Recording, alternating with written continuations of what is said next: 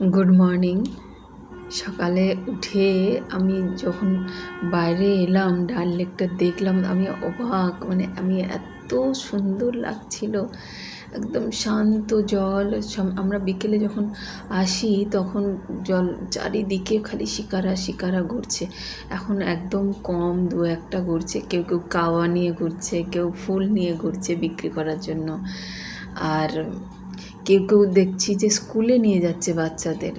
এরা পেছনে থাকে, একদম আমাদের যে হাউস বোটগুলো ছিল তারও পেছনে একটা কলোনি আছে, যেখানে এরা থাকে।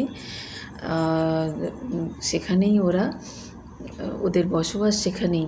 সেখান থেকে ওরা রোজ ওই শিকারা করে যাওয়া, স্কুলে আসা। এই যে শিকারাটা দেখছো, এটা আমাদের যাওয়ার জন্য এসে গেছে। আর এই যে দেখতে পাচ্ছ একজনকে, উনিও বয়স্ক মানুষ, ওনার ফ্যামিলি নিয়ে এই হাউস বোটেই থাকেন। আর এমনি দেখাশোনা, খাওয়া দাওয়া সব কিছু আমাদের দেখাশোনা করেছিলেন।